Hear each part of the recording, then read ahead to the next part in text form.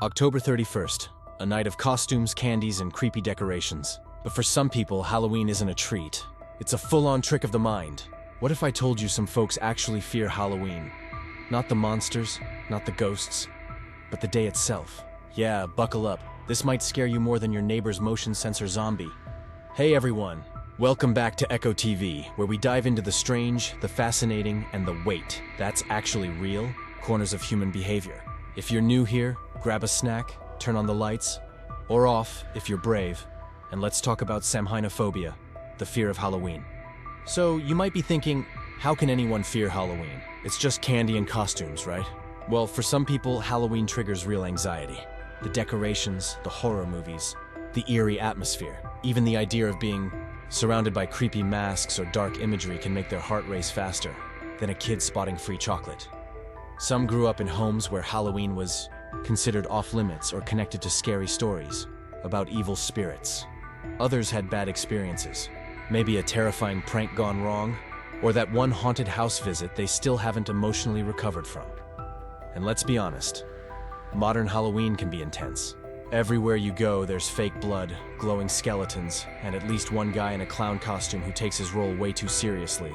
It's a lot for anyone, especially those with anxiety, phobias, or trauma triggers. So while most people are planning costumes, others are just planning how to survive the night without screaming into a pumpkin. Let's break this down. The fear of Halloween, or Samhainophobia, can show up in many ways. Some people avoid parties or decorations altogether. Others feel uneasy when they see horror-themed ads or hear creepy sound effects. Even the smell of artificial fog can send them running for the remote. Psychologists say this fear isn't about Halloween itself, it's about association. The brain links Halloween to feelings of danger, darkness, or loss of control. Basically, when you see a skeleton, your brain doesn't say, "Nice decor." It says, "We're all gonna die." And then there's social pressure. Every year, people feel they have to enjoy Halloween. They're told, "Come on, it's fun." But fun is subjective, right? For some, fun is wearing vampire fangs. For others, it's locking the door, turning off the lights, and watching cooking shows until the candy seekers go home. And here's the twist. Sometimes the fear isn't of ghosts or darkness. It's of being judged. People worry they'll seem boring, weird, or antisocial for not celebrating. And that fear, it's scarier than any haunted house. Now, let's meet the heroes of this story. The people who embrace their fear. They might not join the costume contest, but they've learned to navigate Halloween in their own way. Some host cozy, unscary gatherings, pumpkin carving, baking pies, watching comedies instead of horror flicks. Others turn fear into creativity, painting calm autumn scenes or volunteering at animal shelters while everyone else is busy scaring each other. And believe it or not, facing your fear doesn't mean diving headfirst into a haunted maze. Sometimes it's just about understanding it. Maybe Halloween reminds someone of real-life fears, mortality, loss, or the unknown. When they acknowledge that, they take back control. So while the rest of the world is out howling at the moon, these folks quietly conquer their inner demons. No broomsticks required.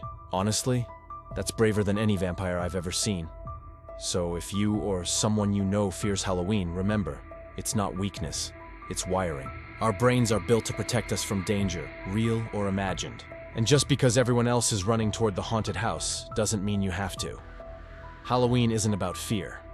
It's about imagination. Some imagine ghosts and goblins. Others imagine peace and quiet with a warm cup of tea. Both are valid. Both are human. What about you? Do you love Halloween, fear it, or just tolerate it for the candy? Tell us in the comments. I'd love to hear your thoughts. If you enjoyed this video, check out my other stories here on Echo TV, where we explore the minds, myths, and mysteries that shape us. Don't forget to like, subscribe, and ring that bell so you don't miss what's next. And remember, sometimes the scariest thing isn't the monster under the bed. It's running out of candy before 8 p.m.